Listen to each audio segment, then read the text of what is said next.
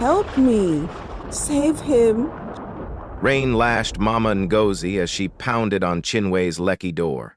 "Tunde's alive! Help me save him!" She sobbed, her wrapper clinging, voice breaking. Inside, a bitter voice snapped. He's nothing to me. Slammed the door with her laughter cold. Across town, he clenched his fist tightly, eyes burning with anger as he stared at the computer screen. "She's lying," he roared. But who was this old woman begging in the storm? Why did the woman turn so fast? What secret burned in Tunde's glare? Unravel the mystery with Baobab African Tales. Subscribe and chase the truth. In Lagos, where the city lights blazed bright enough to drown out the shadows of Mokoko's floating slums, there lived a woman named Folake Adeyemi. She wasn't just anybody. Folake was a titan, the queen of real estate, her name echoing from the high-rising offices of Victoria Island to the dusty corners of Oshodi Market. Her mansion stood tall, its marble floors gleaming under chandeliers that sparkled like stars. Ladies rolled smooth through the chaos of Third Mainland Bridge, honking past Okadas and yellow Danfos. At her family gatherings, the juju drums beat loud, the air thick with the scent of suya grilling over open fires. But don't let all that wealth trick you. Folake's heart carried scars deeper than the Lagos Lagoon. She'd learned the hard way that money draws vultures, and she'd lost too much to trust easily. Her only son, Tunde Adeyemi, was her pride. 32 years young and handsome as a Yoruba prince, straight out of Oba's palace. His eyes shone with kindness, his suits tailored sharp, and his voice carried the calm of a man who'd inherited his father's oil empire without breaking a sweat. But when it came to love, Tunde was a baby in the bush, green as unripe plantain. "Mama," he'd say, leaning back with a glass of palm wine, "love's not about what's in your pocket. It's what you see in someone's soul." Folake would sigh, her fingers tapping the armrest. She'd seen the world chew up dreamers like him, and in a city where riches and rags slept side by side, she knew better than to let his heart wander blind. Then came Chinwe Okeke, blowing into Tunde's life like a whirlwind off the Atlantic. 27, with skin smooth as cocoa butter and a laugh that turned heads at the Eco Hotel Fashion Gala, she was a sight to behold. An Instagram queen, her feed was a parade of Ankara gowns, gold hoops, and poses that screamed glamour. Tunde met her under the flashing lights of that gala, her heels clicking on the polished floor, her smile wrapping him tight. 2 moons later, he came home buzzing. "Mama," he said one evening, the Lagos skyline glowing behind him, "I've found her. Chinwe's the one. I'm going to marry her." His voice was sure, his grin wide, but Folake's stomach twisted. She'd seen girls like Chinwe before. Pretty as peacocks, sweet as honey, but hollow as a dry well. "My son," she said, her tone low like thunder rolling in from the coast. "Not every flower is what it seems. Some bloom just to trap flies." Tunde chuckled, brushing it off with a wave, but Folake wasn't playing. Back in her days as a journalist, she'd dug up secrets dirtier than Lagos mud, and her instincts screamed. His eyes glittered too much like gold coins, her words too polished. In a place where trust was a gamble and family was sacred, Folake vowed to test this girl. She'd peel back the mask, even if Tunde fought her every step. One sticky morning, when the Lagos sun burned hot enough to fry an egg on the pavement, Folake Adeyemi disappeared from her mansion. She didn't just leave, she shed her skin, like a snake ready for a new game. Gone were the silk kaftan robes that swept the floor, the gold bangles that jingled like market bells. She traded them for a faded wrapper, stained with years no one could count, and a pair of worn-out slippers that slapped the ground. Into Mokoko she went, that watery maze of shacks where fishermen cast nets and children paddled canoes. There she became Mama Ngozi, a poor widow, hunched over a crooked cane, her eyes red with tears she'd practiced in the mirror. "I've lost my son," she'd wail to anyone who'd stop. "Taken from me in a fire when he was just a boy. Oh, my heart's been bleeding ever since." It was a tale to twist your insides, and Folake played it like a Nollywood star. She tracked Chinwe down to a sleek cafe on Victoria Island, where the air smelled of coffee and money. Chinwe sat there, legs crossed, sipping cappuccino in a dress tight as a second skin, her phone glowing with likes and comments. Mama Ngozi shuffled in, her wrapper dragging, her voice cracked like dry earth. "My daughter, please, hear me," she begged, leaning on her cane. Antunde's real mother, separated by a cruel twist of fate. A fire stole him from my arms years ago, and now I've found him. You're Tunde. Help me bring him back to me, I beg you." Her words trembled, heavy with a mother's pain, the kind every Yoruba child knows to honor. Chinwe didn't even look up at first. Then she raised her head, her red lips curling into a smirk that could cut glass. "You think I'm your bank, eh? Old woman, if you want money, go sit by the roadside with a bowl. Don't waste my time." She flicked her hand like she was shooing a mosquito, then went back to scrolling, her nails tapping the screen. Mama Ngozi stood there, head bowed, but Folake's eyes burned beneath the act. She'd slipped a recorder into her wrapper, catching every venomous word. Later, alone in her dark study, she played it back. "That girl's heart is cold," she muttered, pouring herself a shot of ogogoro to steady her nerves. Cold as the river at midnight, no warmth for a mother's cry. She called Tunde home that night, the air thick with the hum of generators outside. He walked in, his tie loose, his face still soft with hope. "Mama, what's this about Chinwe?" he asked, slumping into a leather chair. Folake set the recorder on the table, pressed play, and let Chinwe's voice fill the room. Sharp, cruel, cutting. Tunde's brow furrowed, but he shook his head. "Maybe she was just stressed, Mama. You know how Lagos life can press you. I still see love in her eyes when she looks at me." His words hung there, stubborn as a goat refusing to move. Folake leaned forward, her voice low like a storm brewing. "Love doesn't hiss like a snake, my son. You think I'd put on this charade for nothing? I've walked these streets, dug up lies when I was a reporter. One test won't do. I'll peel her open till you see the rot." Tunde sighed, running a hand through his hair, but Folake wasn't swayed. She'd spent years sniffing out truth in this city, interviewing chiefs, chasing crooks, dodging danger. Chinwe was a puzzle, and Mama Ngozi was just the start. In Lagos, where family was your anchor and trust a fragile thread, Folake would protect her boy, even if he kicked against it like a child refusing medicine. Then came the big move, the kind of play that could shake Lagos to its bones. One sweaty morning, when the air hung heavy with diesel fumes and the shouts of hawkers, whispers started creeping through the city like termites in wood. Tunde Adeyemi, the golden son of the oil empire, had vanished after a business trip to Abuja. The story grew legs fast. His plane never landed. His phone went dead, and the family's oil wells were drying up. Debts piled high, contracts turned to dust, and the Adeyemi name teetered on the edge of ruin. By noon, it was all over Oshodi, Lekki, even the WhatsApp groups buzzing in barbershops and salons. But here's the truth. It was all a lie, a grand masquerade spun by Folake herself. She'd hired actors to leak the rumors, paid a friend at a radio station to sound the alarm, even staged a frantic call to Tunde's office. Her son wasn't lost.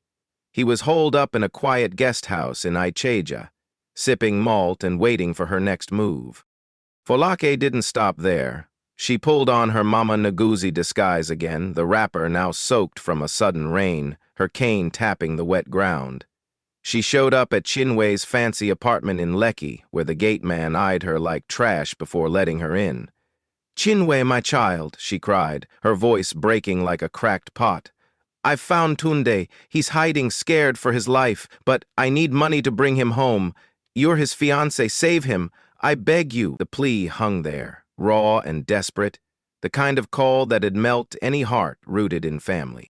Chinwe stood in her doorway, wrapped in a silk robe, her hair piled high like a crown. She didn't flinch.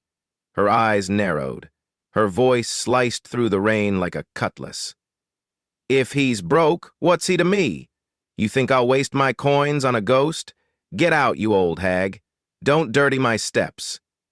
She slammed the door so hard the frame rattled, then turned back to her mirror, brushing mascara on like nothing happened. That night, Folake heard from a spy, she'd planted eyes everywhere, that Chinwe strutted into a party at a Lekki club, laughing loud, her arm hooked around a new man, a fat cat trader with a Rolex flashing like a beacon. No tears, no worry, just a hunter sniffing out fresh meat. Tunde saw it all, thanks to a tiny camera Folake had tucked into Mama Ngozi's shawl. He sat in that Icheja guest house, the fan whirring overhead, his fists clenched tight enough to crack walnuts. The footage played on a laptop. Chinwe's cold words, her quick switch to another man.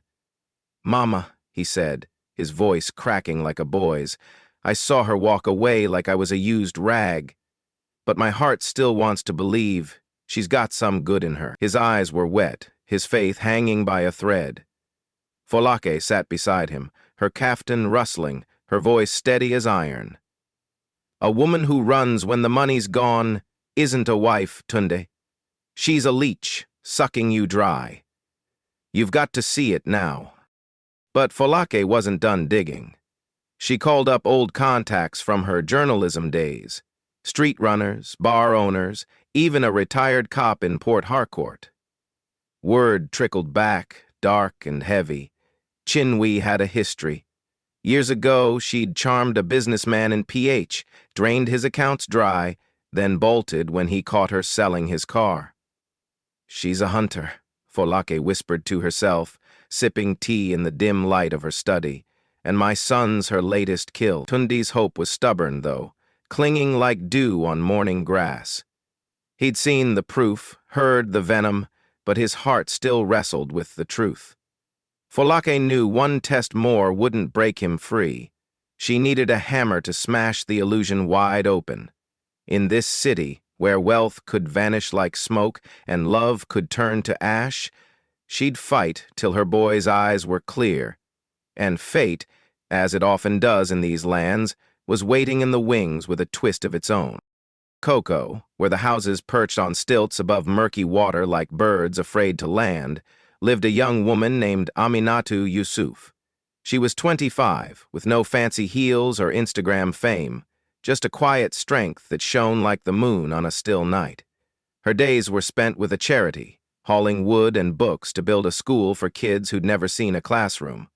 She wore simple wrappers, her hair tucked under a headscarf, and her hands were rough from work, not polish.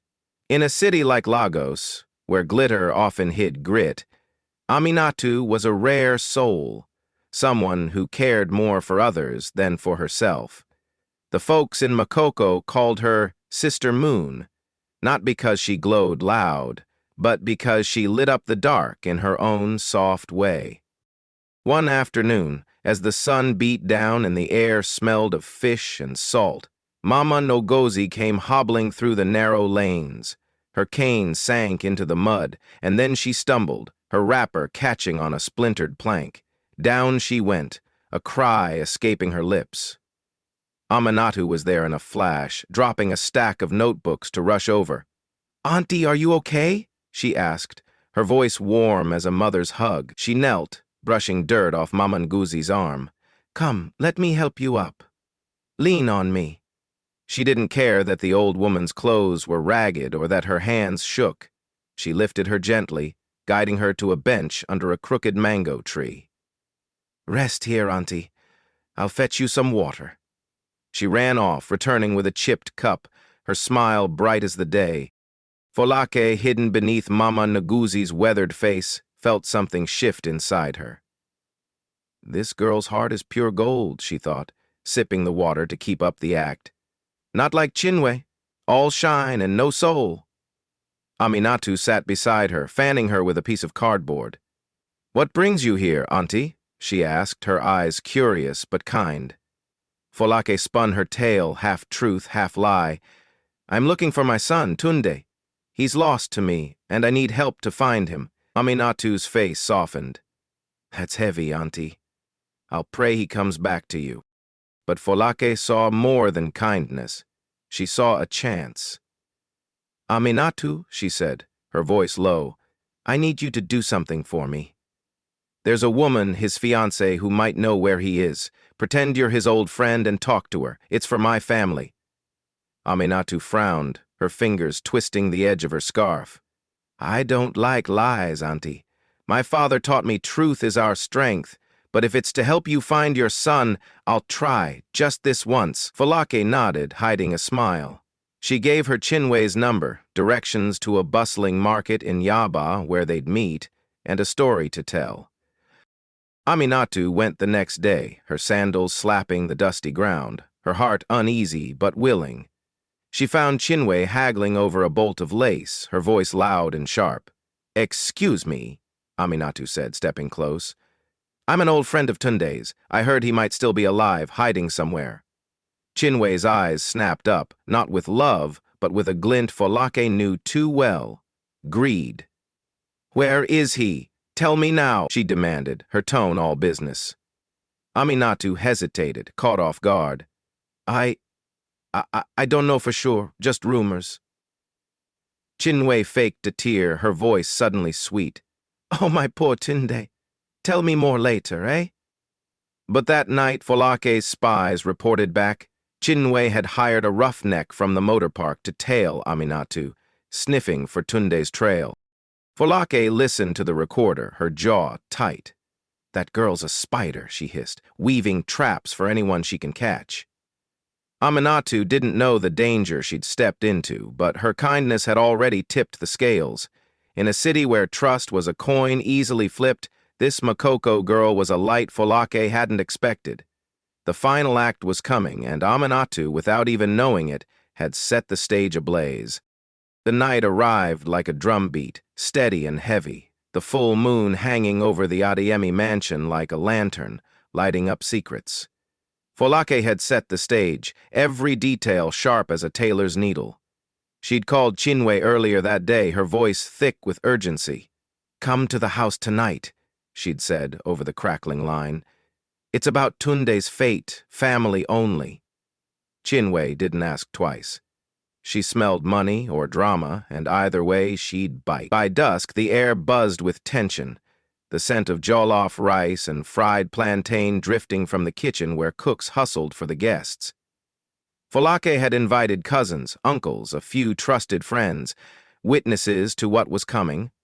The living room glowed dim, candles flickering on every table, shadows dancing on the walls like spirits waiting to judge.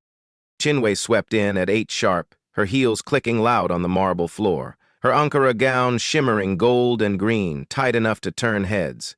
She tossed her hair, her eyes darting like a hawk's, sizing up the room. Tunde stood off to the side, his face tight, his hands shoved deep in his pockets. He'd agreed to play his part, though his heart still ached. Folake watched from a corner, her caftan dark as midnight, her face calm but her pulse racing. Then the door creaked open, and Mama Ngozi shuffled in, her wrapper torn, her cane tapping slow. The room went quiet, all eyes on her. I've got something to say, Mama Ngozi rasped, her voice shaking like leaves in a storm. She raised a trembling hand, pointing at Tunde. That boy, he's not Folake Adeyame's son, he's mine. Stolen from me in Makoko years ago when fire took my home. I've got proof. She pulled a crumpled photo from her shawl. Folake had staged it, a blurry shot of a baby that could have been anyone.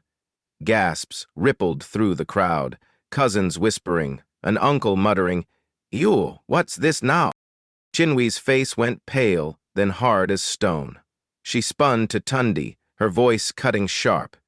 If you're not the heir, we're done, Tunde. I didn't sign up for a nobody from the slums. She threw her hands up, her gold bangles clanging like a market bell. "You think I'll waste my life on a broke man? Bye-bye." The words hit like a slap, raw and loud, echoing off the walls. Tunde stepped forward, his eyes wet, his voice low, but Chinwe, I heard you clear as day. You never loved me. Just my name, my money. It's over. The room held its breath, tension thick as Lagos traffic. Then Folake moved, slow and deliberate, peeling off Mama Ngozi's wrapper to reveal her own kaftan underneath. She stood tall, her voice booming like thunder over the Atlantic. "I'm Folake Adeyemi, Tunde's real mother. This was a test, Chinwe, and you failed it worse than a child cheating in school." She tossed the cane aside, her eyes blazing. "You're no wife. You're a snake, slithering for gold. Get out of my house." Chinwe staggered back, her mouth flapping like a fish pulled from water. You tricked me," she stammered, her heels slipping on the floor. Folake laughed, cold and sharp. "No, girl, you tricked yourself. Your greed laid you bare for all to see." The guests erupted, cousins jeering, and auntie shouting, "Shame on you!" Chinwe's face burned red, her hands clutching her purse as she bolted for the door. Her heels echoed down the hall, fading into the night, leaving nothing but disgrace behind. The crowd buzzed, some clapping, others shaking their heads. "That's Legos for you," an uncle chuckled. "Money talks, but truth walks louder." Tunde sank into a chair, his shoulders slumped, his voice barely a whisper. "Mama, I was a fool." He rubbed his face, tears streaking his cheeks. "I kept hoping she'd prove me right, but she proved you right instead." Folake knelt beside him, her hand firm on his shoulder. "No, my son, you weren't a fool. You were blind. Love can cloud your eyes, but now you see clear as the moon up there." She nodded toward the window, where moonlight spilled in, washing the room in silver. "We've cleaned the trash out. You're free now." Folake stood, her heart heavy but satisfied. She'd won this round, exposed Chinwe for the vulture she was, but the victory wasn't sweet yet. Tunde's pain lingered, a wound she couldn't stitch up with words. Still, as she glanced at the moon, a flicker of hope stirred. She thought of Aminatu, that quiet girl from Makoko, the one who'd unknowingly lit a spark in this dark game. The night wasn't over, not really. In a land where fate loved to twist and turn, Folake knew something good was waiting, just beyond the shadows. Later, Tunde drove to Makoko, his tie gone, his sleeves rolled up. He found Aminatu painting a school wall, kids giggling around her. "Aminatu," he said, "you helped my mama save me from a mistake. I owe you."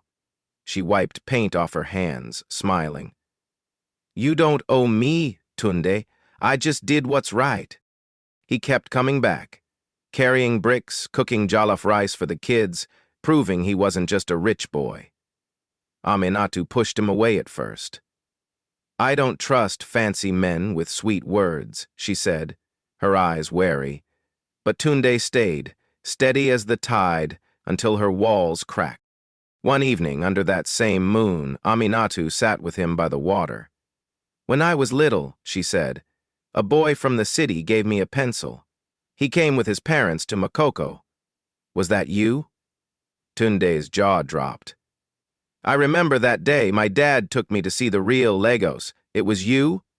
They laughed, the past weaving them closer. Months later, they married in Makoko. No grand hall, just drums and dancing under the stars. Folake stood there, her kaftan shimmering, her voice warm. "I've found a jewel for my son at last." The kids cheered, the moon glowed, and Tunde held Aminatu's hand, knowing fate had tied their threads long ago. In this story, we see life's lessons unfold like a parable from Scripture. Chinwe's greed reminds us of Proverbs 11:6. "The righteousness of the upright delivers them, but the unfaithful are trapped by evil desires." Her downfall teaches us that chasing wealth over love leads to ruin. A warning for us in Lagos or London to seek God's truth over worldly glitter. Folake's fierce love for Tunde echoes a mother's prayers, showing that family, guided by faith, can shield us from harm, just as Psalm 32:7 says, "You are my hiding place." Aminatu's kindness, pure as a stream in Makoko, proves that God honors a humble heart. Her light shines, like Matthew 5:16 calls us to do. And Tunde's journey, from blindness to clarity, mirrors how God's timing reveals destiny. His reunion with Aminatu, a sign that Proverbs 16:9 holds true.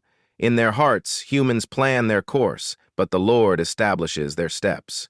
For us, whether in Accra or Atlanta, this story urges trust in God's plan. When storms hit, betrayal, loss, doubt, faith and family anchor us. God peels back life's masks, showing who's true, and in His grace, He leads us home. Share your thoughts below. Let's uncover the lessons together. If this story opened your eyes, like, subscribe, and tap the bell for more Baobab African Tales.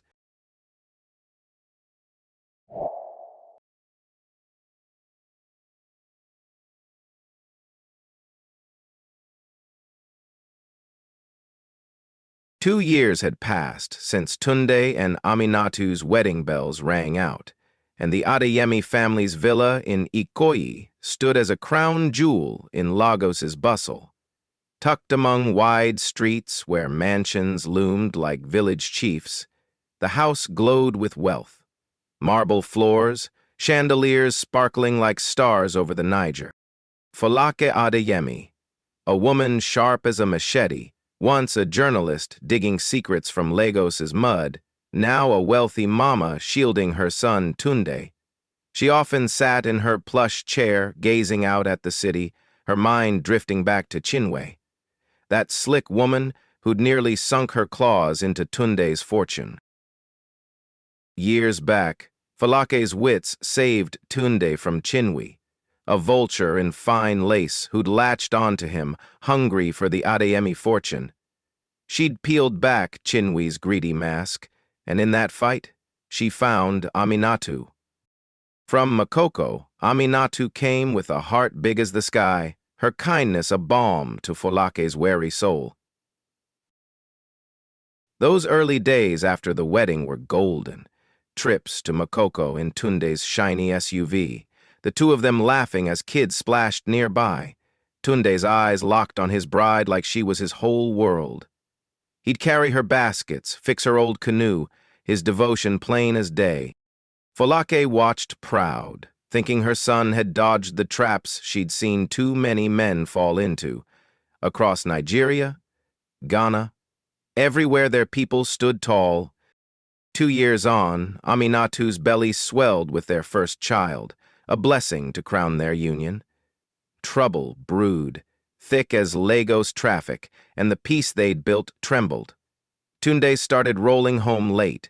His eyes darted, avoiding hers, his shirt wrinkled and carrying a scent. Sharp, floral, not the soap Aminatu used. Aminatu, glowing with hope, didn't see it yet. Her hands busy knitting tiny socks, her voice soft as she hummed Yoruba lullabies. But Folake's heart sank, a cold weight settling in her chest. She watched him slump into a chair, mumbling about oil deals, his excuses thin as Lagos air. She knew this story. When a man drifts, the family trembles, and she wouldn't let it happen here. Folake's sharp eyes caught the signs first. Over a lavish dinner, pounded yam, egusi stew, the table groaning with plenty, she voiced her worry to her daughter-in-law. Aminatu smiled, trusting. "He's just stressed, Mama. Work's tough." Folake forced a nod, spooning stew, but her throat tightened. She saw past the lie, her mind flashing to her own husband's cheating, days nights. She'd cried alone, shame biting deep. That old wound pulsed now. A broken home, a legacy lost. I won't let my son shame us. She whispered and gripped her Ogagoro glass, the burn steadying her, and made a silent vow no one would drag them through that mud. Then came Shade, a dazzling danger from Abaja's rough edges, draped in flashy clothes and nicknamed the Manhunter for her ways. She strutted into Banana Island's glitzy scene, all charm and trouble, catching Tunde at a club. Lights pulsing, drinks flowing, drawing him into her snare. Aminatu stumbled on the truth one day, riding home from Makoko in the family's shiny SUV with their driver, Kofi. Passing Banana Island, she spotted them. Tunde and Shade locked in a kiss by the docks, lost in each other, oblivious to her world cracking. Her heart sank, pain sharp as a Nairobi thorn, but her spirit didn't break. She'd grown up tough in Makoko, paddling through floods, and wouldn't let this woman steal her home. Aminatu turned the car around, her jaw set, ready to fight for the family she'd built. Shade might dazzle, but Aminatu carried a home, a lineage, a love worth defending. Aminatu burst through the villa's gates that afternoon, the SUV's engine still humming as she stumbled inside, her heart a tangled mess of hurt and fire. The quiet living room stretched before her, its plush chairs and soft lights a stark contrast to the storm in her chest. Folake sat there, flipping through an old newspaper, her sharp eyes lifting as Aminatu's shadow fell across the rug. "Mama," Aminatu whispered, her voice quivering like a leaf in the wind. "I saw him with her, Shade, down by the docks." Her hands shook, tears brimming, but her jaw tightened with a grit born from Makoko's tough days. She was scared, her world tilting under her feet, yet something fierce burned inside. Folake dropped the paper, her face hardening as she rose, fury flashing in her eyes like lightning over Lagos. She pulled Aminatu into a fierce hug, her arms a shield against the pain spilling out. "We'll fight this together, child," she said, her voice steady as a rock. Her mind raced. She'd beaten Chinwe before, and this Shade wouldn't win either. "I'll go as Mama Ngozi again," she added, her tone low and sure, "not to test you, but to stand with you." She'd dig out that old rapper, play the part, and help Aminatu take back what was hers. Across Ghana, Ethiopia, even Harlem's cold corners, mothers and wives knew this pact. When trouble came, you locked arms and faced it down. Folake's steady heartbeat thumped against her ear, a drumbeat of courage lifting Aminatu's faltering spirit. Their bond tightened, forged in this shared hurt, a purpose blooming where fear had rooted. Aminatu pulled back, wiping her face, her eyes still wet but sharp now, ready to reclaim her life. Folake nodded, a flicker of pride in her gaze. This girl had a warrior's soul. When a family's threatened, the women rise, their unity a fire no outsider can douse, a strength deeper than words could carry. Shade tightened her hold on Tunde, her calls relentless, each ring a hook sinking deeper into his wavering heart. She'd whisper promises, her voice silky and warm, tempting him to Banana Island, where the night glittered with danger and allure. Tunde crumbled, his spirit soft as overripe plantain, leaving Aminatu alone in their grand Ikoyi villa. Her prayers rose, fragile and desperate, her belly round with their child, a quiet ache growing where love once stood firm. One humid afternoon, as Tunde showered, steam curling through the house, his phone hummed on the desk, its screen lighting up the dim room. Aminatu, dozing fitfully on the couch, jolted awake, her heart thudding as she reached for it. Shade flashed in stark white, the number beneath it a slap to her soul. Fear clawed up her throat, but she steadied her trembling hands, scribbling it into a worn notebook, each digit a wound she couldn't yet name. That night, Tunde didn't come home.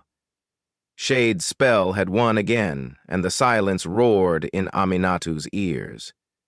Her chest heaved with sobs as she stumbled to Folake's room, the note crumpled in her fist. "Mama, it's her, Shade," she wept, her voice breaking like glass, shame and rage tangling inside her. 30 minutes later, Falake's phone buzzed. A low, sultry laugh confirmed it was Shade. Falake's face tightened, but Aminatu's eyes shifted, darkening with a fury that swallowed her tears, her breath sharp and ready. "Mama," she said, voice quaking, yet iron strong, "I won't let Shade rip my husband away." Folake felt the air shift, her own heart pounding with pride and pain. "We'll peel her mask off, child," she replied, grabbing Mama Ngozi's tattered wrapper and peanut basket, her hands steady despite the storm within. Aminatu's world had shifted. "Meet me Victoria Island Cafe tomorrow, 10 a.m. Her fingers trembling with each send. "We need to talk about Tunde," her will hardening as Shade ignored, then mocked, then finally agreed, thinking she'd outshine her rival. Folake slipped into her faded wrapper, becoming Mama Ngozi once more, her peanut basket slung low as she hit Banana Island's pulsing streets. Clubs thumping with Afrobeat, lights cutting through the humid night, her sharp eyes tracking Shade's every move, gathering whispers of her schemes. She'd tucked a recorder in her palm, a trick from her old reporter days, ready to snag Shade's words and turn them against her, her heart pounding with a mother's fierce resolve to shield her family. The cafe buzzed with Lagos elites, suits sipping coffee, heels clicking, their wealth a loud hum against Mama Ngozi's quiet shuffle. Aminatu walked in, her plain dress taut, voice solid. "Tunde's mine." "Back off." Shade sneered, her makeup loud. "I'll take his money, loves nothing, her greed spilling free, unguarded." Aminatu's fear flipped to fury, fists tight, while Folake, hidden nearby, felt pride surge. The recorder hummed, the trap locked tight. Shade's own words her undoing. This wasn't just a fight for a man. It was Aminatu's family, her unborn child's future hanging on her stand, a pulse beating strong in every African home where love battles chaos to hold firm. Folake dialed an old number, Baba Sola, now a big-shot eatery owner in Abaha, Shade's home turf. Back in her journalism days, he'd been a roughneck, a gangster she'd pulled from the fire with tips and favors, setting him straight. "Spread this," she said, voice low. "Tunde's hooked up with a fine girl in Port Harcourt, buying her fancy houses, sleek cars, the works." Baba Sola chuckled. "For you, Mama, it's done." She hung up, her scarf tight in her grip, knowing the rumor would blaze through the village, hitting Shade and her crew hard. This wasn't just talk. It was a spark to burn Shade's pride down. Folake's heart beat steady, a mother's plan to shield her own, taking root. Razor sat at Baba Sola's joint, nursing a beer, when the chatter hit, village tongues wagging about Tunde and some Port Harcourt beauty decked out with houses and cars. His scar twitched, eyes narrowing. He'd loved Shade in secret, a quiet ache he'd never dared voice, and Tunde stealing her stung deep. Now this, a chance to twist the knife. He grabbed his phone, dialing fast. "Shade," he growled, voice thick with spite. "Tunde's playing you. Got a hot chick in Port Harcourt, spending big. He's laughing at you."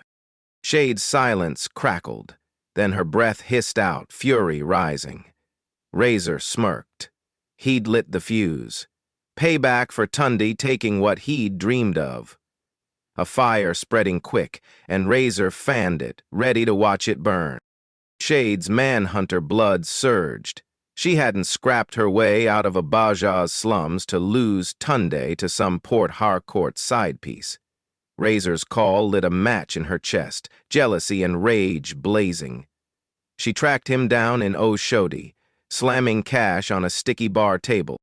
"Get me proof," she snapped, voice trembling with heat. "Follow Tunde. Fake it if you have to.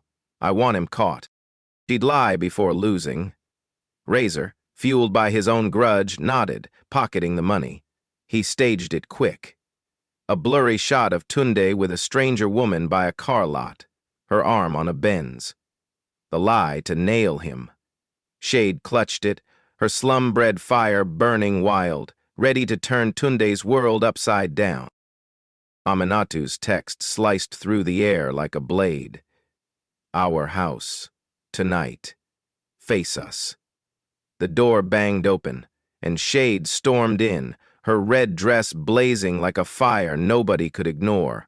Razor's fake photo clenched tight in her fist, a cheap trick meant to draw blood.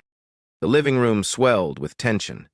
The air so thick it pressed against the walls, every breath a spark waiting to ignite. Aminatu stood rooted, her simple wrapper stretched over her belly, slamming the recorder onto the table with a thud that echoed. "Listen to this, Tunde," she said, her voice steady but carrying an edge sharp enough to cut. "This is who she really is." She pressed play, and Shade's voice snarled out, loud and ugly. "Tunde needs fire. I'll take everything." Tunde jolted like he'd been slapped, his beer slipping from his hand, crashing to the tiles. What's this?" he stammered, his voice rough with shock, eyes darting between the recorder and her face. Shade didn't flinch. She lunged forward, shoving the photo under his nose, her slum drawl spitting venom. "Don't act clean, Tunde. You're the one messing around. Look at this, caught with her, buying her cars and houses." Her eyes burned wild, her whole body trembling.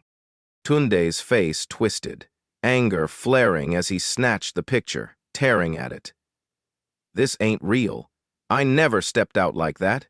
You cooked this up, didn't you?" Folake swept in then, peeling off Mama Ngozi's scarf with a flourish, her caftan billowing like a thundercloud.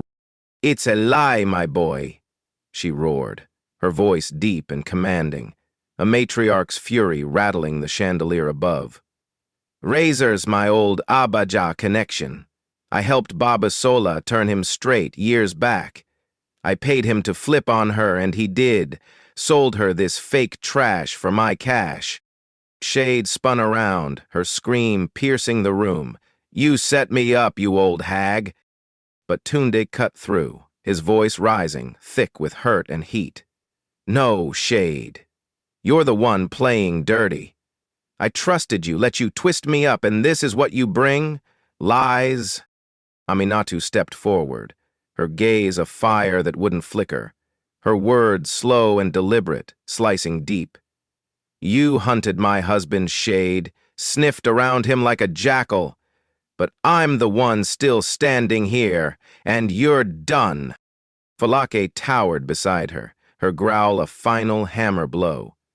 "Get out now, girl, or I call the police to drag you through the mud you crawled from. Move!" Shade's bravado cracked wide open, her face crumpling as she stumbled back, heels skidding on the wet tiles.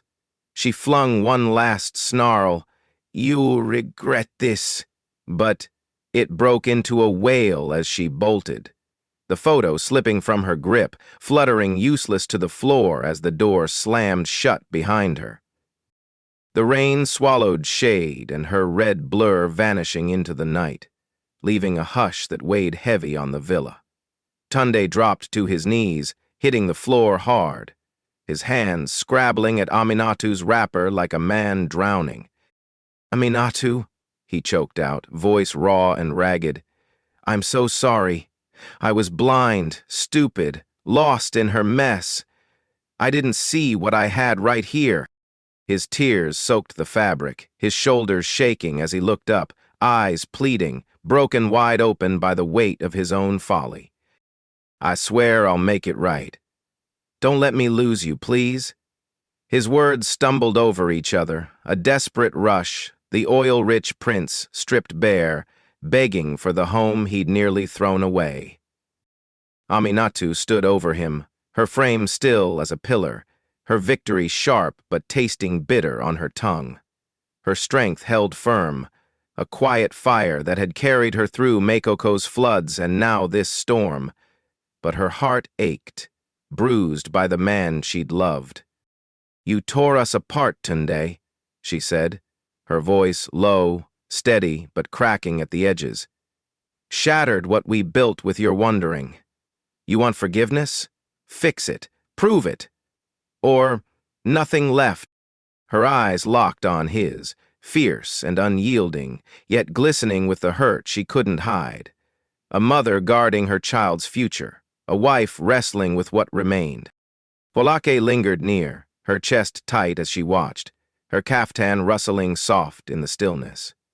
Pride swelled in her for Aminatu, this woman who'd stood tall when the ground shook, but it tangled with a slow-burning rage at Tunde, her son, who'd let this filth into their house. What a rugged road. And now it's your turn to talk. Ever faced a love battle like hers? A sly outsider like Shade sneaking in? Or a fierce woman stepping up to fix the mess? Share your story in the comments. We're all ears, ready to weave it into our next video straight from your life. Still searching for that real love? Comment this: "Lord, shield my heart with a true soul." A prayer for someone to walk this bumpy path with you. Aminatu's faith and fire won out, paving the way for a sweet, joyful end. And just as you'd figure, Aminatu's rock-solid faith and fierce fight broke every wall Shade built. Her spirit, tough as Mokoko's roots, carried her through. Now she's stepping into an ending sweet as ripe mango, full of joy, glowing like a Lagos dawn after the longest night. Tunde stayed, his hands now gentle, weaving a hammock from soft rope under the villa's mango tree. Aminatu leaned against the trunk, her newborn son, Ade, nestled in her arms, his tiny fingers curling around hers. She smiled, a glow breaking through her once-wounded eyes, as Tunde hung the hammock, grinning. "For our king to swing?" AIDS' birth had washed their pain clean, his name, crown, a gift of new beginnings. That evening, the sweet scent mingling with Tunde's laughter as he danced Aid around, singing off-key Yoruba praises. Folake joined them, her kaftan bright as dawn, setting out a tray of chin-chin, her voice teasing. "This boy's spoiled already." They ate under the stars, the villa alive with their chatter. Plates clattering, Adi's coos rising, a family woven tight again. Tunde pulled Aminatu close, whispering, "You're my home." And in that embrace, their joy bloomed sweet, a promise kept, a hearth rekindled, for every African soul.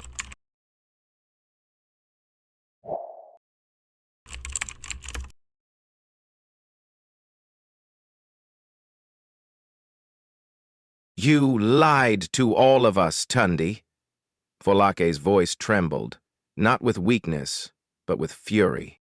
Tunde dropped to his knees in the courtyard, tears mixing with dust as Aminatu clutched baby Ade and turned away.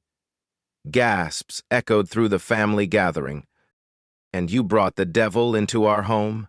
Aminatu added, her eyes never leaving Kioma. Across the table, Kioma's smile cracked. Razor lunged. In that instant, lies collided with truth. But how did it come to this? What secrets tore this family apart, and who lit the match that nearly burned it all down? It was a rainy night in Ikoyi. Thunder rolled low in the distance as sheets of rain lashed against the tall gates of the Adeyemi villa. Inside, the soft hum of a lullaby filled the living room as Aminatu cradled little Ade in her arms, gently rocking him to sleep. Then came the knock. No, not a knock. A bang. Violent, urgent, furious. "Who's there?" Tunde's voice was sharp, cautious. He moved toward the door, his heart already beginning to race. Before anyone could react, the door flew open just enough for something to be shoved through. A large brown envelope landed at Tunde's feet. A voice followed, gravelly and bitter. 7 days, Tunde. Pay up, or the whole of Lagos will know who you really are." And just like that, The voice was gone, swallowed by the storm outside. Aminatu flinched, clutching baby Ade closer. Tunde stood frozen, staring at the envelope like it was cursed. From upstairs, footsteps. Folake emerged slowly, wrapped in her nightrobe, her expression calm but watchful. "What was that?" she asked, eyeing the envelope on the floor. Tunde bent down, picked it up. "It's nothing, Mama," he said quickly. "Just documents, from work." But his voice was too tight. His hands trembled slightly, and Folake, though silent, did not miss a thing. Inside the envelope was a photograph, a carefully edited, convincingly fake image. Tunde and Shade in a hotel room, laughing, with their hands almost touching, and a note written in block letters, N20 million, 7 days, or everyone sees this, you choose. Tunde stared at it for a long time. The storm outside had quieted, but a new one now raged inside him. The next morning the sun rose like nothing had happened, but Tunde was not the same. He barely ate, he snapped at the staff, and when Aminatu asked again about the noise last night, he waved it off with a dry chuckle. "Babe, just business issues, oil contracts. You know how messy things get." But she didn't know, and she knew he was lying. That afternoon, as Aminatu watered the plants near the front porch, a sleek blue car pulled into the driveway. A tall, elegant woman stepped out, wearing a burgundy dress and sunglasses too big for the weather. She smiled warmly. "Good afternoon, sister. I'm looking for Tunde Adeyemi. I'm an old friend." Aminatu looked at her for a moment. The woman was beautiful, polished, like someone from Tunde's former life, the part he didn't speak about often. "He's not home right now," Aminatu said, polite but firm. The woman chuckled. "That's fine. I just wanted to say hello. It's been, 8 years?" She opened her purse and pulled out a small box. Inside, a gold ring, a man's ring. "Eve gave me this once," she said softly, "back at the university. Told me we'd figure life out together." Then she looked up, eyes sharp but voice still sweet. "I guess life had other plans." Aminatu didn't respond, but something inside her shifted. Later, when she asked Tunde if anyone from his past might stop by, he frowned. "No one I can think of. A lie. Too quick to be true." That night, as Tunde slept, Aminatu sat at the foot of the bed, holding the gold ring. It was old but clean, real, not some random trinket. She stared at it for a long time. Outside, the rain had stopped, but inside their home, a storm was just beginning. Tunde thought he had time. He thought he could hide the envelope, hold off Razor, and protect the fragile peace in his home. But Razor wasn't the kind of man who waited. It was barely 2 days after the first threat when Tunde found himself face to face with the devil again, this time in the underground parking lot of his office building. It was late. The sun had dipped behind the towers of Victoria Island, and only the buzzing of fluorescent lights echoed through the structure. Tunde had just unlocked his car when Razor stepped out of the shadows. "Miss me?" Razor grinned, his eyes sharp like broken glass. Tunde froze. "I told you 7 days, now it's 5. And I've got something even juicier." He tossed a USB drive toward Tunde. It clattered onto the hood of the car. Audio. "You, calling your wife naive, saying you regret marrying a girl from the slums. You didn't say it? Maybe, but the recording says you did." Tunde's jaw clenched. "This is fake. Deep-fake audio. You won't get away with this." "Don't need to get away. Just need to make someone believe it. Like one of those trashy gossip blogs you oil guys hate so much. Or your wife." A pause. Razor leaned closer. 3 days. or the world hears your voice. And just like that, he vanished into the night, leaving behind only silence and fear. The days that followed felt like walking on glass. At home, Tunde grew restless. He barely slept. He skipped meals. Every message on his phone made him jump. And the pressure at work didn't help. Competitors had started whispering. Somehow, someone was leaking half-truths, half-lies, just enough to shake the boardroom's trust. Investors pulled out of a small deal. Shareholders demanded explanations. At dinner, when baby Ade knocked over his water, Tunde snapped, "Why can't he just sit still for 5 minutes?" The table went silent. Aminatu stared at him, stunned. Tunde realized what he'd said, but the shame came too late. He stormed off, muttering something about work, but Aminatu's eyes were already heavy with questions. That night, while Tunde slept fitfully, she picked up his phone. She wasn't proud of it, but love mixed with suspicion, that's a dangerous cocktail. Nothing. No messages from strange numbers, no audio files, no photos. Just clean silence. And that, somehow, felt even worse. Folake watched it all from the side. She had raised Tunde. She knew the signs. His clenched jaw, his silence, the way he snapped at people who didn't deserve it. One morning, she followed him into the kitchen, pretending to look for her tea. "You haven't smiled in days, my son." Tunde paused. "I'm just tired, Mama." "You were born tired," she said gently. "But tiredness never made you cruel." He didn't reply. He walked out with a cup of coffee that was already cold. Later that day, Folake went to the market, her usual spot, where people still called her Mama Ngozi, unaware of who she truly was. But today, halfway through picking vegetables, she staggered. Her breath caught, her knees wobbled, the world spun. A kind trader caught her arm. "Mama, are you okay?" Folake nodded weakly. "Just old bones playing tricks." But she knew. Her body was warning her. She couldn't carry this fight alone anymore. That evening, as the sun dipped low, Aminatu came to her room with a bowl of pepper soup and a worried face. Folake smiled. "Ah, my daughter, you read my mind." As they ate, silence hung between them, until Aminatu finally spoke. "Mama, is something wrong with Tunde?" Folake didn't answer immediately. She just looked at her daughter-in-law. Truly looked. "You've seen it too," she said. "The tension. The lies." Aminatu nodded slowly. "I feel like I don't know him anymore.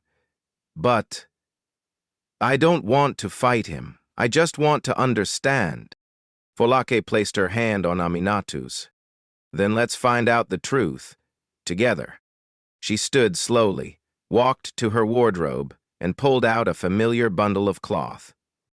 Unwrapping it, she revealed an old scarf, beads, a weathered handbag, the disguise of Mama Ngozi, reborn.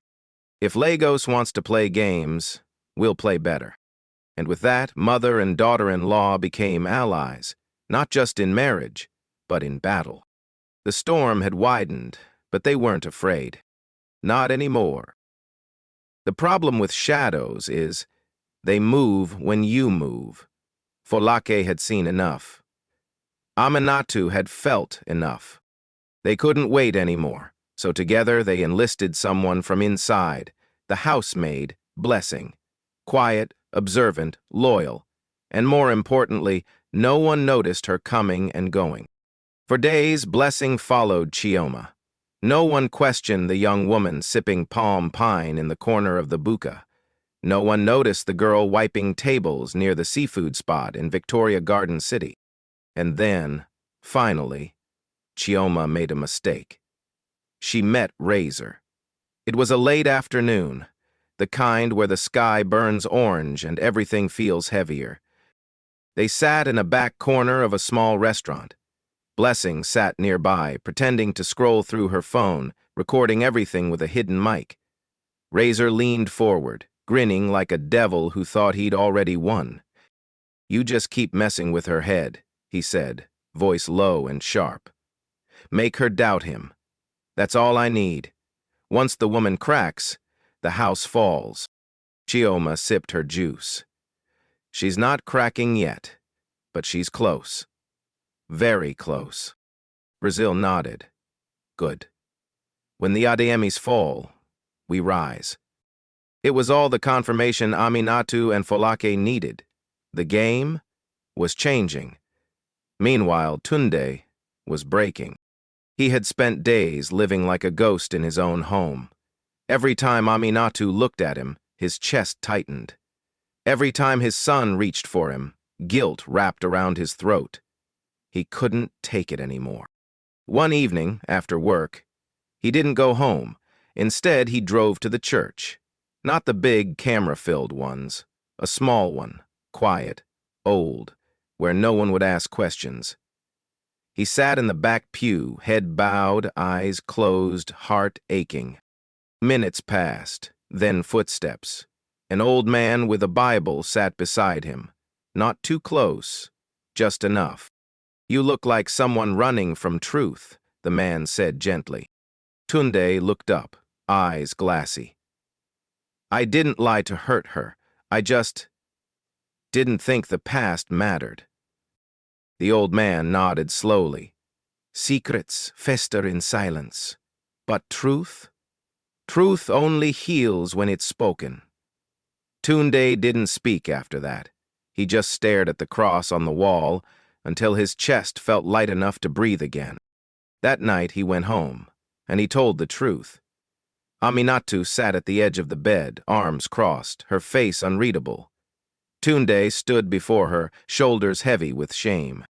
"I knew Chioma in university," he began, voice low. We were close, but I never loved her, not really.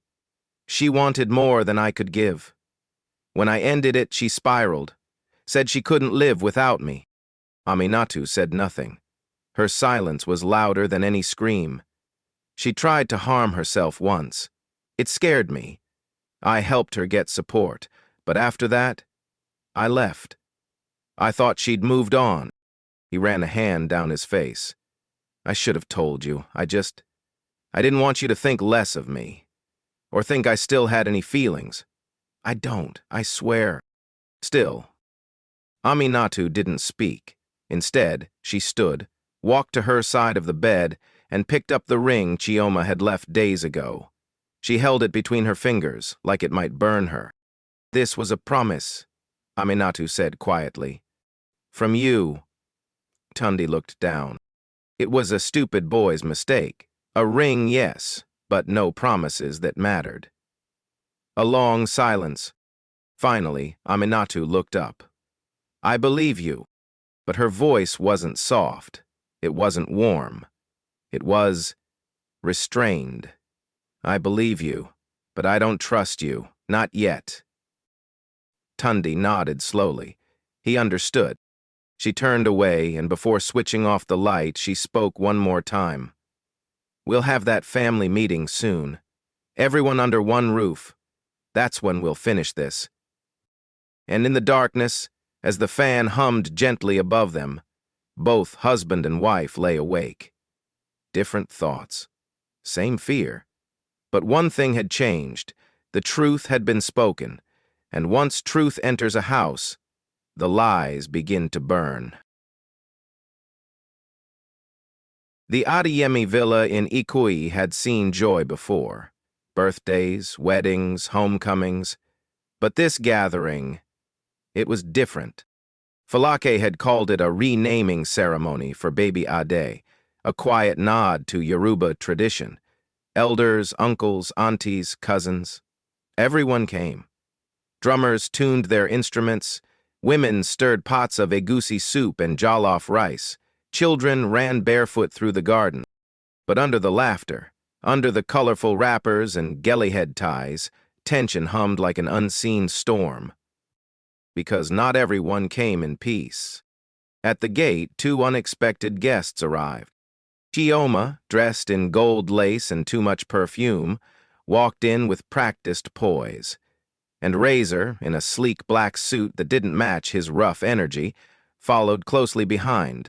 Old friends of the family, Folake told the relatives, lips tight, but eyes sharp. Aminatu watched from the balcony, holding Ade in her arms. She wasn't smiling. By mid-afternoon, the feast was in full swing. Plates clinked, music played low, elders debated politics and football with equal passion.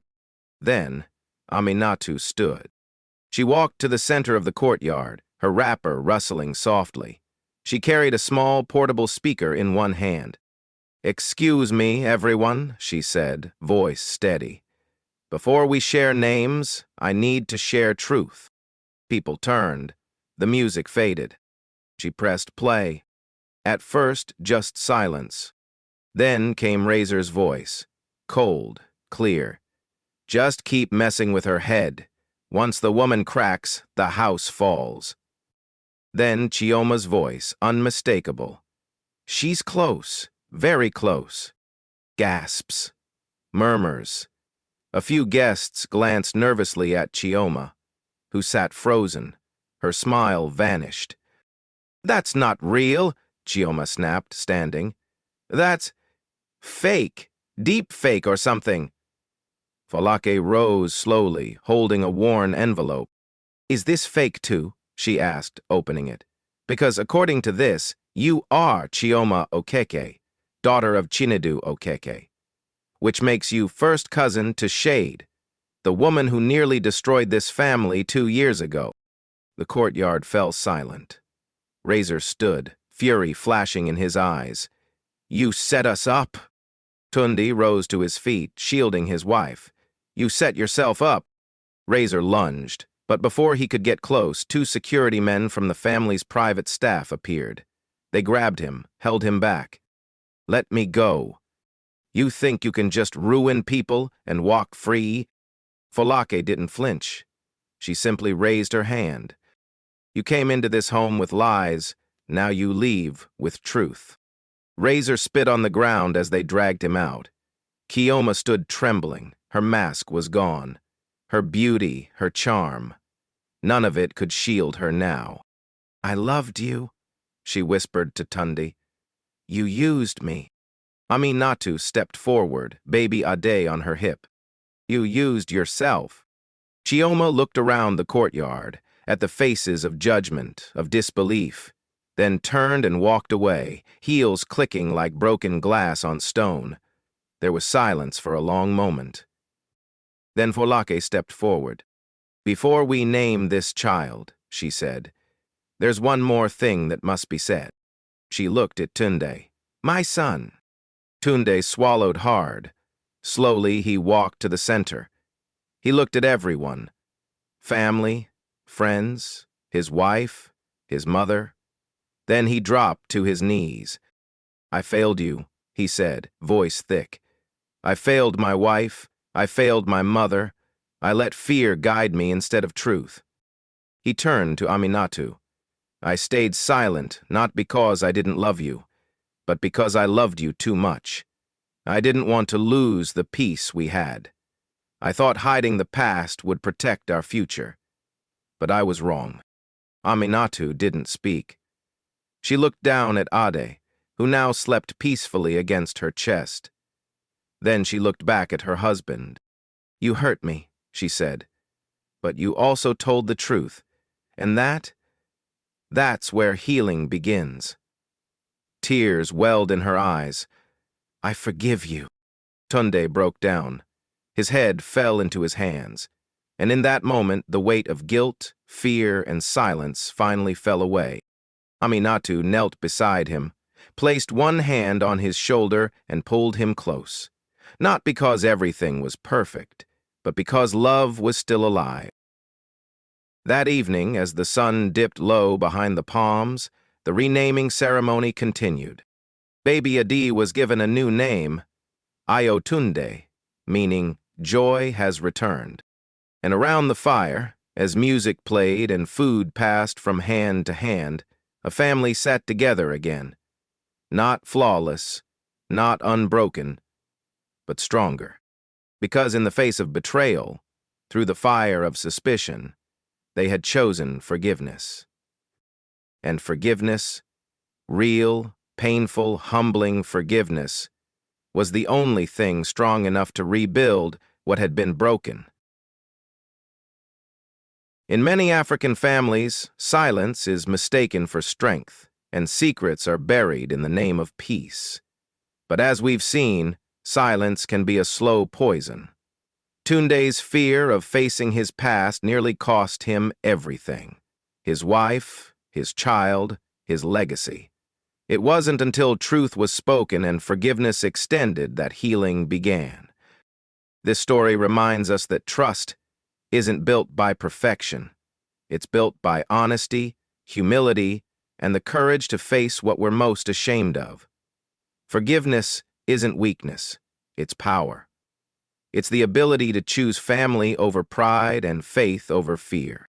And for women like Aminatu and mothers like Folake, it shows that strength doesn't always roar. Sometimes it moves quietly in the background, holding families together, one prayer at a time. Let this story be a mirror. What truths are you afraid to speak? What wounds are waiting to be healed? If this touched you, share it with someone who needs to hear it, and subscribe for more powerful stories rooted in our culture, our struggles, and our strength.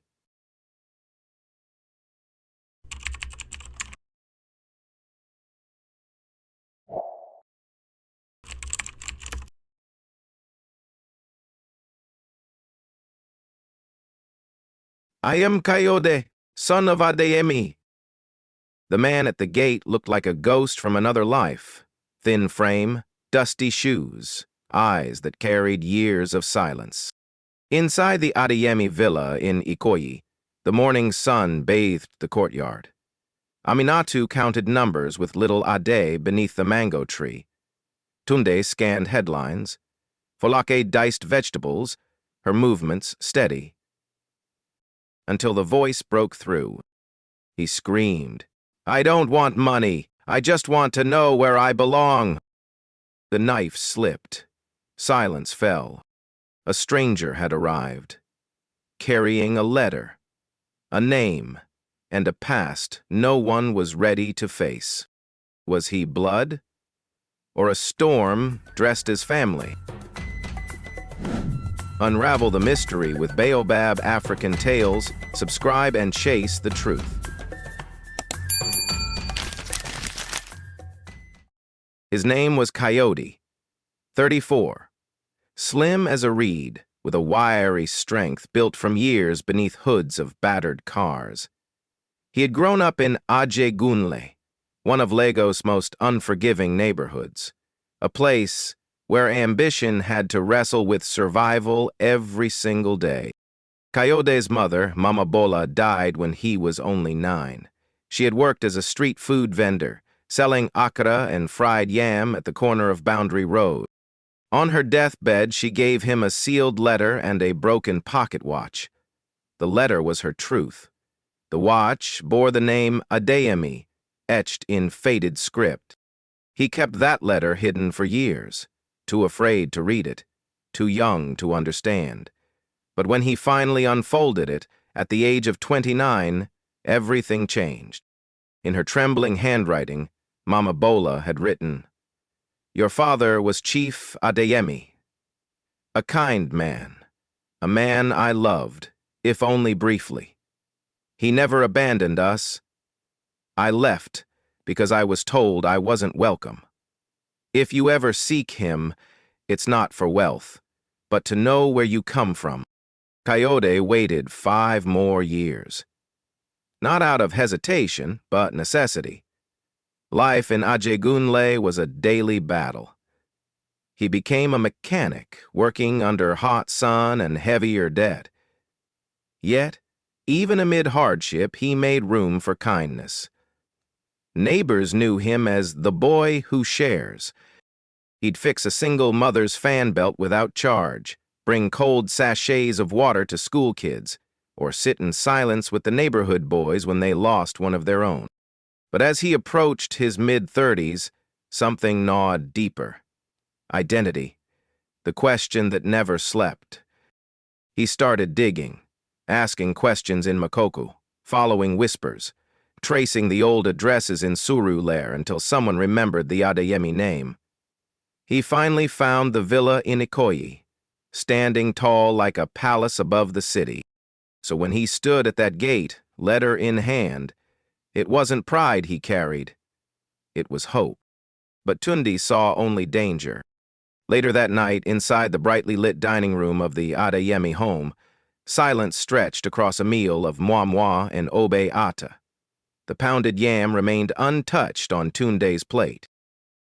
Could be a fraud, Tunde muttered, pushing away his cup. Or he could be your brother. Aminatu replied, her voice calm but firm. Bulake, sitting at the head of the table, stared into her bowl. She knew. She had always known. Many years ago, her husband had told her the truth. That during a brief separation in their marriage, he had found solace elsewhere. And that elsewhere had been Mama Bola. Folake had begged him to keep it quiet. She was afraid for her young son. Afraid of the whispers, the scandal. "Spare him this," she had pleaded. "Let our family have peace." Peace had come, but now the past had knocked. "We need to investigate," Folake said, her voice finally breaking the silence, "before we invite a stranger into our home." But Aminatu wasn't satisfied with caution. She knew what it was like to be dismissed. To be the girl from Makoko no one thought worthy of the Adeyemi name. The next day, she traveled to Aje Gunle without telling anyone. There, she saw it with her own eyes. She watched Coyote from across the street as he crouched beside an old Peugeot, sweat dripping down his face, his hands black with grease. A woman with a crying toddler on her hip stood beside him. When the car roared back to life, Coyote refused her payment, just smiled and handed the child a biscuit. Aminatu's heart clenched. This was not a con artist. This was a man with dignity, despite his scars. Before leaving, she stopped by a buka and overheard the locals speak. "That boy? He carries his pain quietly. But he's the reason many kids here still have shoes." She returned to Ikoyi, resolve in her chest. But she wasn't the only one watching. That evening, a woman named Lara arrived, a former friend of Mama Bola's. She claimed to know the full story, but she wanted money. "Pay me, and I'll tell you what he's hiding." Tunde threw her out, but now his doubts had grown teeth. The storm wasn't over. It had just begun. Coyote's arrival had shaken the still waters of the Adeyemi household, but it was only the beginning. In the days that followed, silence tightened its grip on the villa in Ikoyi. Sundi buried himself in work, Folake grew quieter, and Aminatu moved with a determination that was quiet but sharp as a razor's edge. In a cramped one-room apartment in Ajegunle, Coyote sat beneath a flickering bulb, going through tools he couldn't afford to lose. The landlord had come twice this week, voice rising each time. Debts pressed in. But it wasn't money that weighed heaviest on Coyote. It was the past. The unanswered questions. The aching absence of a father. He came back to the villa twice more. Each time, Tunde stood at the gate, arms crossed, tone hard. "If you want answers," Tunde had said, "bring proof. Otherwise, don't come back." Coyote didn't argue. He simply nodded and walked away, shoulders heavy. One late afternoon, Aminatu found herself at the garage near Ajegunle Market. She hadn't told anyone she was coming.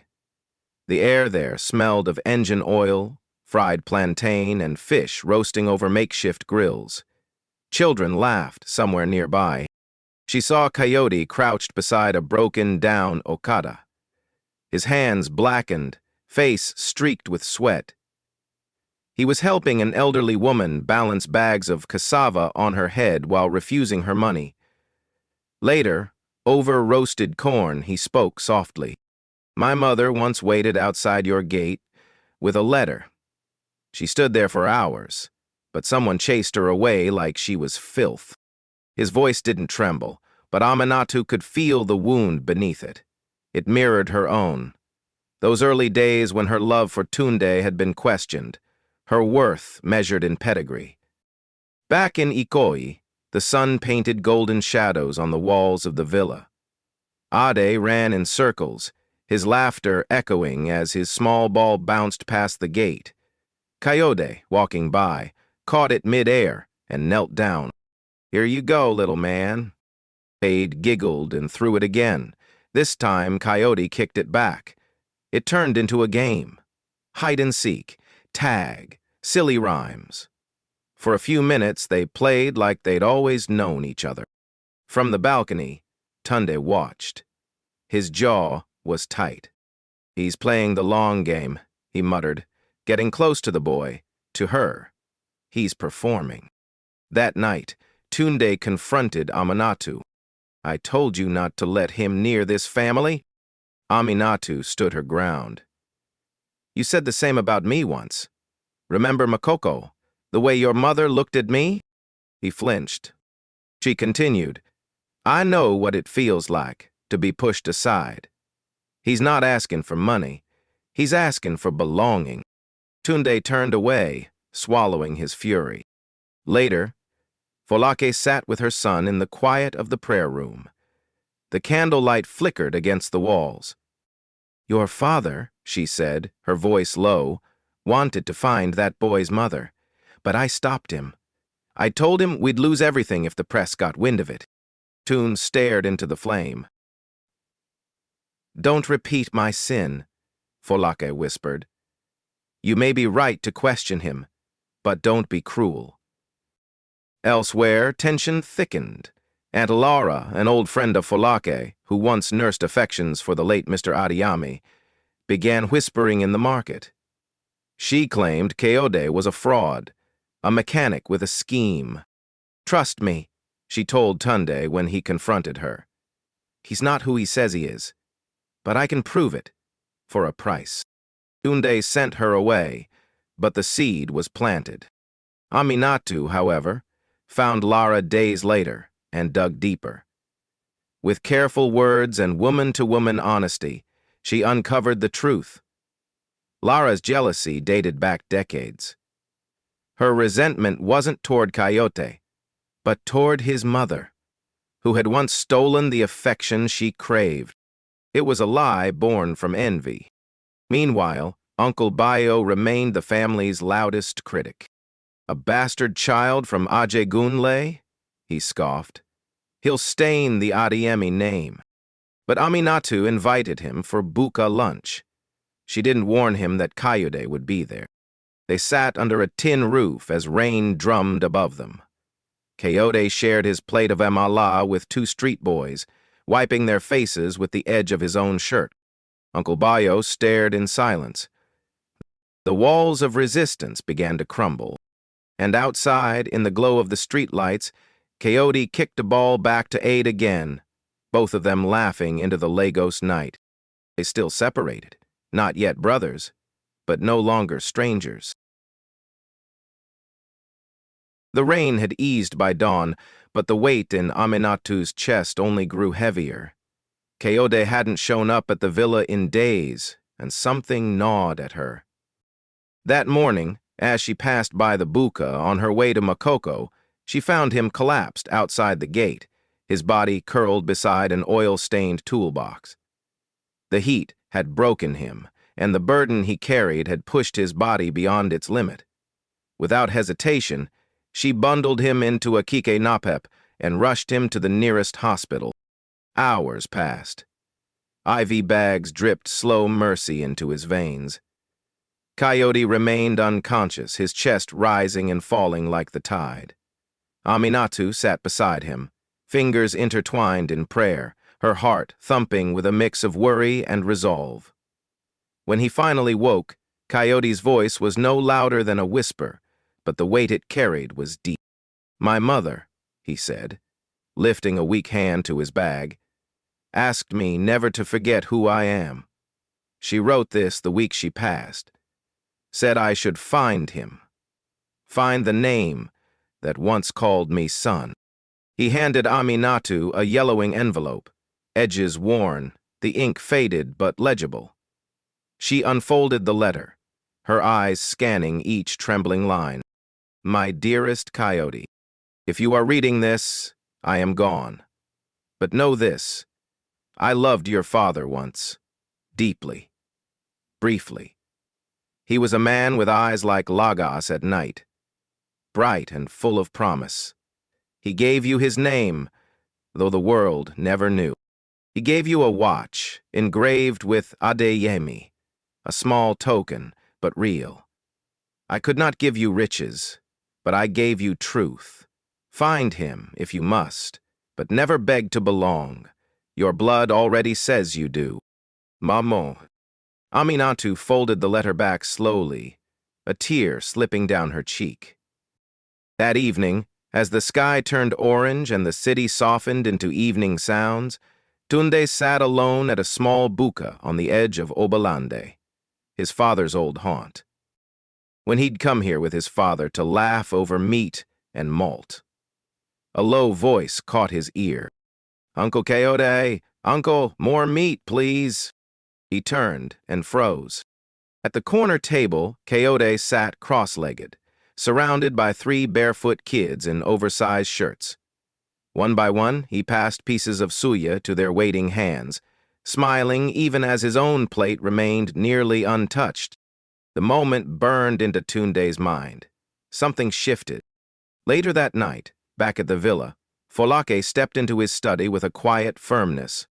"Tunde," she said, holding the same letter Aminatu had read hours earlier.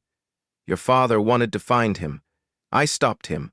I told him to protect our name, our family. But what I did was steal something from that boy.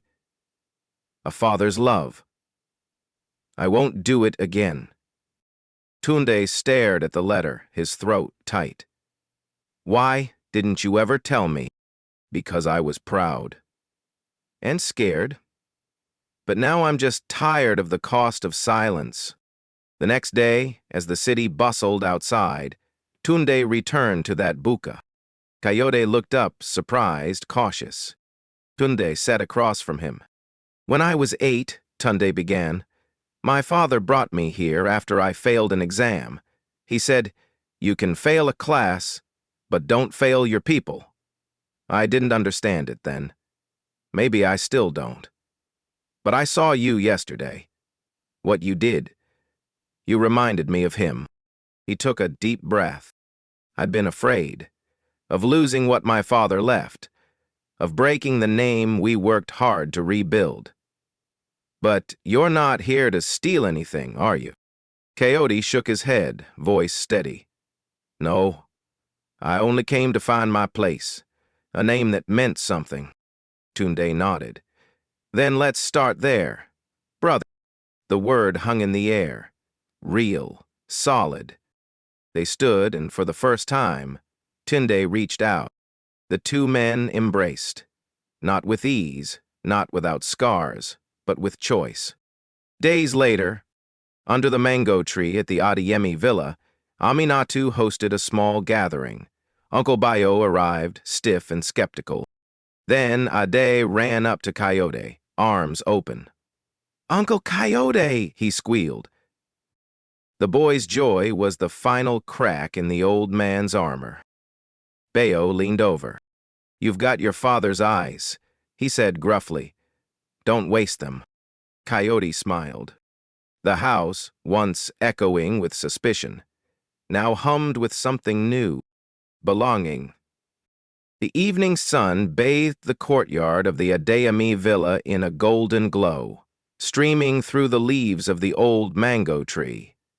Under it, a long table had been set, covered in crisp white cloth, scattered with bowls of jollof rice, steaming egusi soup, thick rounds of pounded yam, and platters of fried plantain and akara.